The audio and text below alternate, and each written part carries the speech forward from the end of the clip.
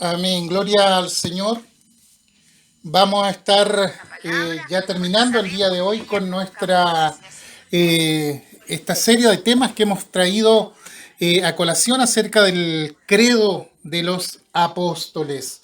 En esta oportunidad ya vamos a hablar acerca de la última frase de este credo de los apóstoles y de este modo estaremos concluyendo este interesante ciclo de temas con carácter doctrinal.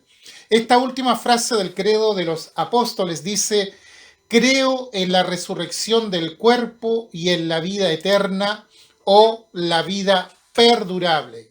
Cuando comenzamos esta serie sobre el credo, la pregunta que nos hicimos fue: ¿qué creen los cristianos? Y cuando uno le pregunta a alguien ¿qué crees?, por lo general recibimos respuestas de todo tipo, siempre respuestas subjetivas. El credo apostólico, redactado en la antigüedad, ya en los primeros siglos del cristianismo, fue porque en ese momento no había libros al alcance de la gente. No se había inventado la imprenta y era necesario una base de fe al alcance de todos.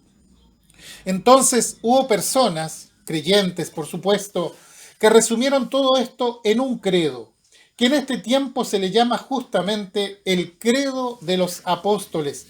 Y es un credo que ha sido aceptado por todas las confesiones cristianas, llámese católicos, protestantes, reformados, renovados, etc. Y entonces hemos llegado al final, a la última parte.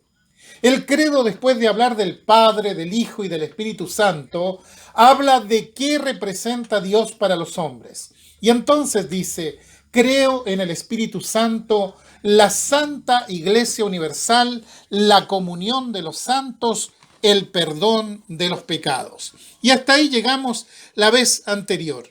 Y hoy, siguiendo la secuencia, hablaremos de la resurrección del cuerpo y la vida perdurable, que, como dijimos, corresponde a la parte final. Hay una pregunta que desvela a todas las personas sobre este punto, y es: ¿por qué la resurrección del cuerpo? No se la hacen todos los días, pero en algún momento de sus vidas se la van a hacer. Es una pregunta que se la hacen aquellos que tienen fe y aquellos que no tienen fe.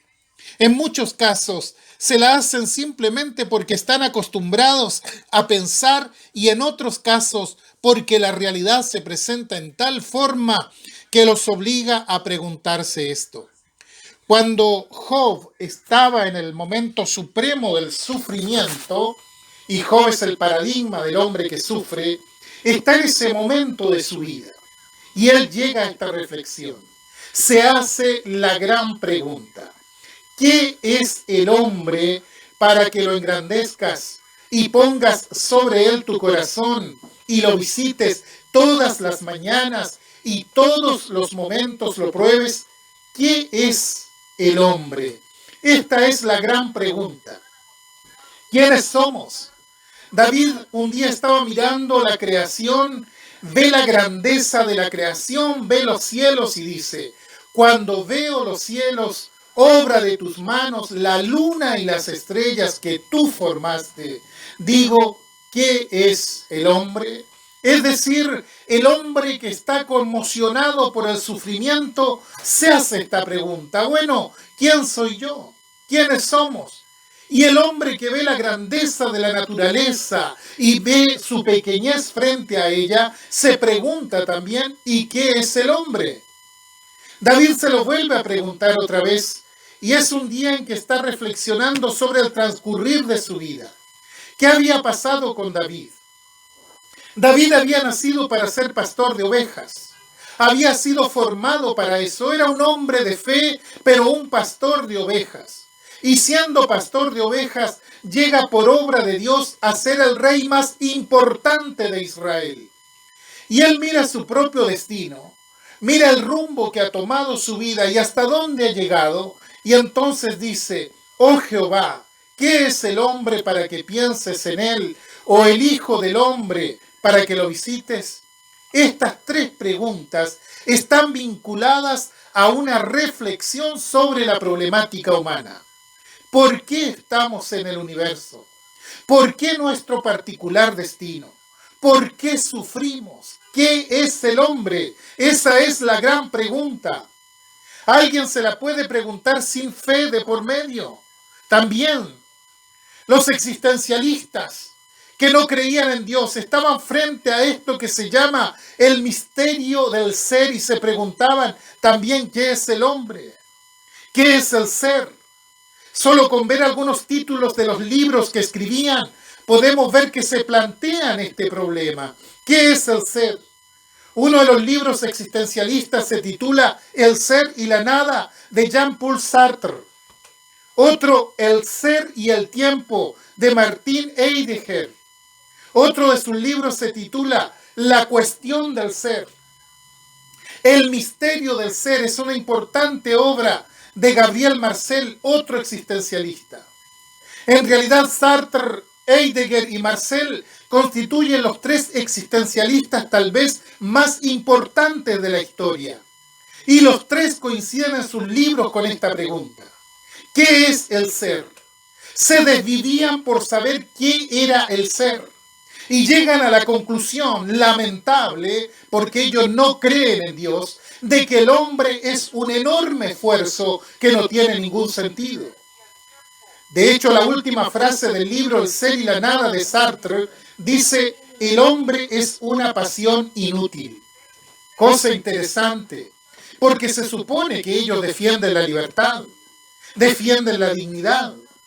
Sin embargo, dice: vivan en libertad, pero no se escapen de la realidad. Usted se muere y después de la muerte no sabemos nada, por lo tanto hemos sido creados para la desesperación. Esa es la ponencia existencialista sobre el hombre. Tremendo. Cuando no se puede contestar la pregunta ¿qué es el hombre?, entonces obviamente caemos en la desesperación.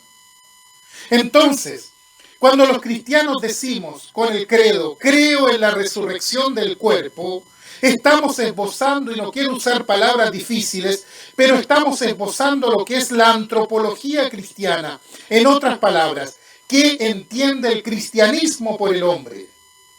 En la Biblia Dios enseña sobre qué es el hombre y se presenta al hombre como un ser tripartito que consta de tres partes. El apóstol Pablo, cuando escribe en 1 Tesalonicenses, dice: y el mismo Dios de paz os santifique por completo, y todo vuestro ser, espíritu, alma y cuerpo. Quiere decir que está definiendo al ser del hombre. Y esto aparece en muchas partes de la Biblia. Tomo este versículo porque es el más explícito. Entonces, cuando yo digo quién soy, el ser del hombre está constituido por tres partes fundamentales: el cuerpo, el alma y el espíritu. Todos nosotros tenemos un cuerpo.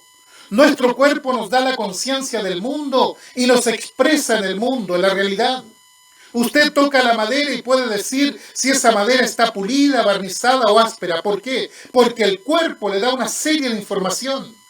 Cuando veo a una persona, es el cuerpo el que me está informando acerca de quién está ahí y cómo es físicamente.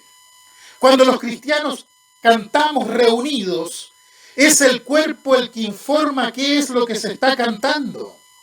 Entre paréntesis, es admirable cuando la iglesia canta. ¿Por qué? Porque cuando vemos a los cristianos cantando, vemos la expresión más genuina de la fe que sale de adentro. El pueblo de Dios expresándose. Es algo maravilloso, ciertamente. Entonces el cuerpo es el que expresa. Yo quiero alabar a Dios, ¿y qué uso? Uso el cuerpo, mi garganta, mis cuerdas vocales, y entonces canto. El cuerpo me expresa y me muestra qué es el mundo. Es la parte visible, material del ser humano. A través del cuerpo me relaciono con el mundo, ocupando las 5 ventanas de los sentidos. Pero indudablemente hay algo más. Somos más que un cuerpo. Tenemos conciencia de nuestra existencia y de la existencia de los demás que son personas.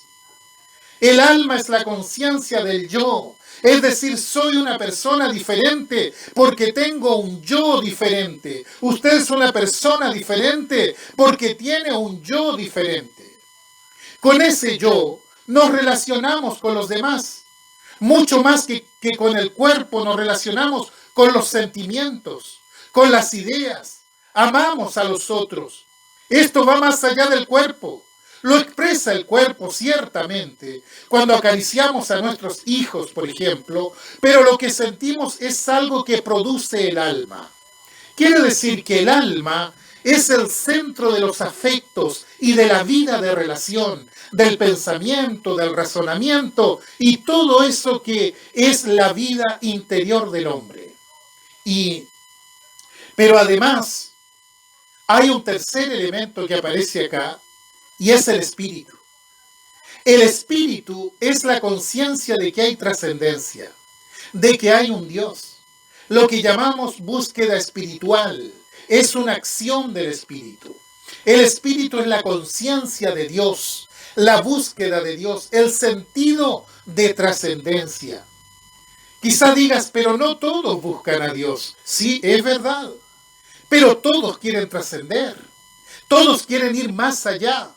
Es el soplo que Dios puso en nosotros y que nos diferencia de los animales. Ellos no tienen conciencia ni de su propia existencia, ni tienen conciencia de quién los hizo. Nosotros sí. Nuestra indagación llega hasta ahí. Y cuando yo quiero relacionarme con Dios, no me relaciono sino a través del Espíritu. La fe es un ejercicio directo del Espíritu. Es el Espíritu el que me lleva allí. Ahora el credo dice, creo en la resurrección del cuerpo. Y se detiene allí. Ahora yo digo, yo tengo un cuerpo. ¿Es verdad que tengo un cuerpo? ¿Quién es el que lo tiene? Yo tengo un alma. ¿Es verdad que tengo un alma? ¿Quién la tiene?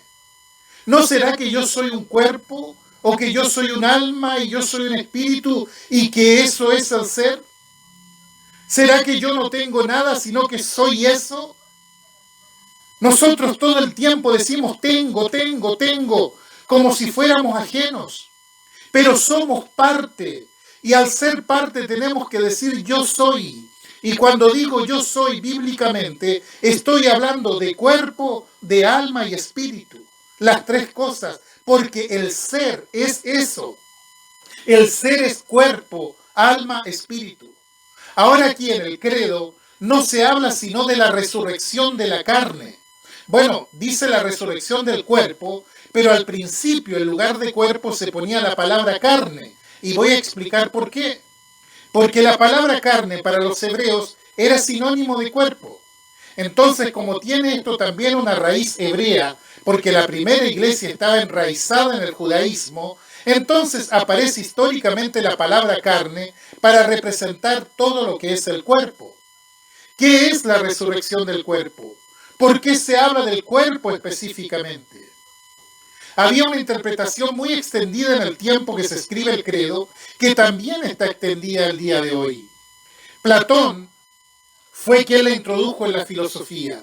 Y él dice que el hombre es alma y cuerpo. Dos cosas nada más. Alma y cuerpo. Por supuesto que los griegos no llegaron a entender ni diferenciaron entre cuerpo y espíritu. O alma y espíritu, perdón. Decía, el hombre es alma y cuerpo. Y las dos cosas. Eso decía Platón. Las dos cosas provienen de mundos distintos. El cuerpo proviene de un mundo y el alma proviene de otro diferente. Y seguía explicando. El cuerpo pertenece al mundo sensible, a lo material, a la tierra, y está sujeto a los cambios y a la corrupción.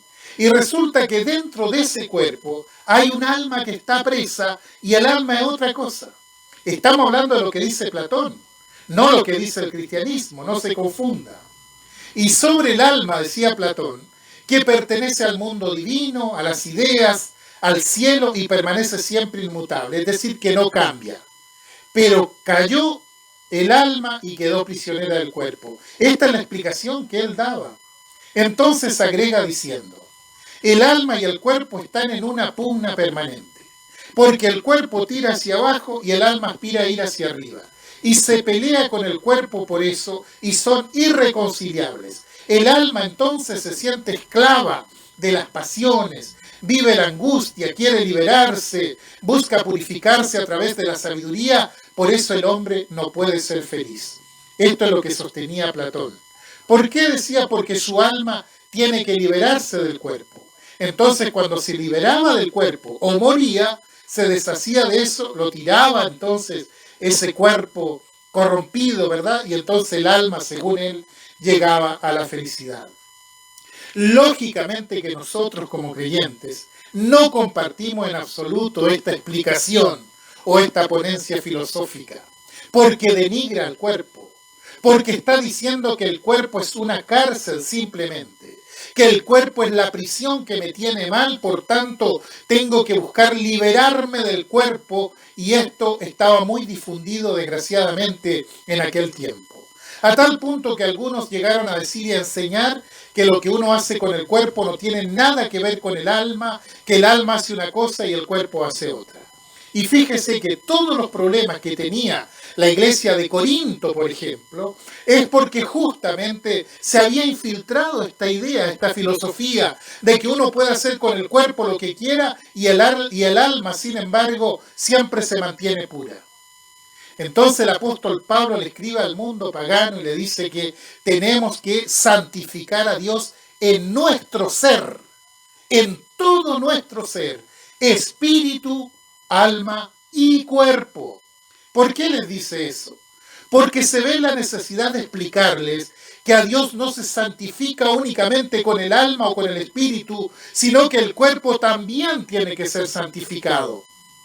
Entonces Pablo toma estos tres elementos y los une, porque si no, no tenemos al hombre, no tenemos al ser completo. Si no junto estas tres cosas, no existe el hombre. El alma sola, el cuerpo solo, el espíritu solo, no es el hombre. Somos realmente cuando tenemos cuerpo, alma y espíritu. La palabra de Dios valoriza al cuerpo, que es creación de Dios y es instrumento por el cual nos expresamos. Los sentimientos del alma se expresan a través del cuerpo. El espíritu se expresa a través del cuerpo. Por eso oramos a Dios, pero lo hacemos inclinados y verbalizamos lo que queremos decir a Dios. Por eso alabamos a Dios también con cánticos que salen de nuestras gargantas. Cuando oramos o cantamos, movemos nuestras cuerdas vocales, es decir, comprometemos todo nuestro aparato fonético, que es parte del cuerpo. Quiere decir que estamos expresando lo espiritual a través del cuerpo. El Señor Jesucristo resucitó en cuerpo. No resucitó solamente en alma y en espíritu. Él resucitó en cuerpo. Los apóstoles lo reconocían, comieron con él. Por cierto, era un cuerpo distinto porque entró al aposento alto estando las puertas cerradas, pero él tenía un cuerpo y tiene un cuerpo. El problema del cuerpo es que se desgasta, se enferma, se envejece, nos va abandonando paulatinamente.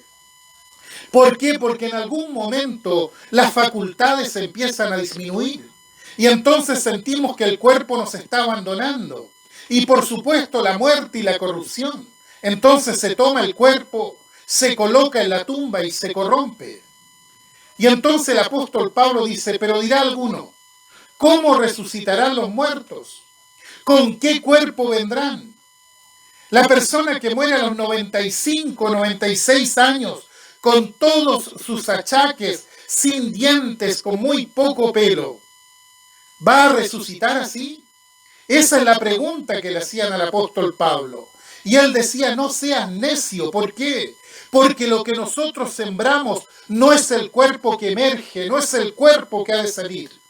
Y pone una expresión muy interesante, dice, sino el grano desnudo, ya sea de trigo o de otro grano, pero Dios le da el cuerpo como Él quiso y a cada semilla su propio cuerpo.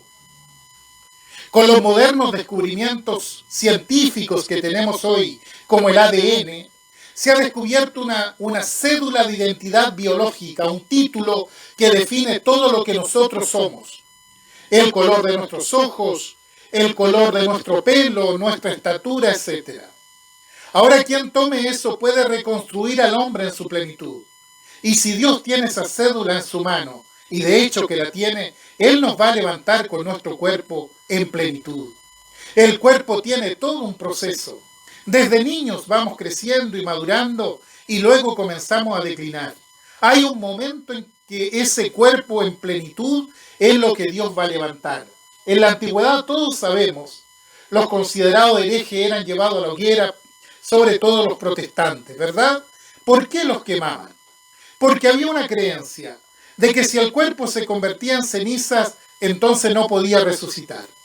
Por supuesto, es una forma de no creer en el poder de Dios. ¿Qué pasa con la gente que ha muerto en un incendio, cuyo cuerpo queda totalmente carbonizado? ¿O qué pasa con aquellos cuerpos puestos en crematorios y reducidos a cenizas? ¿Pueden resucitar?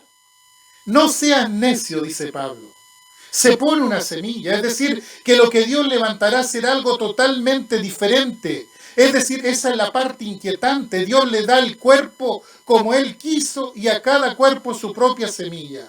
Cada uno tiene su cédula de identidad biológica.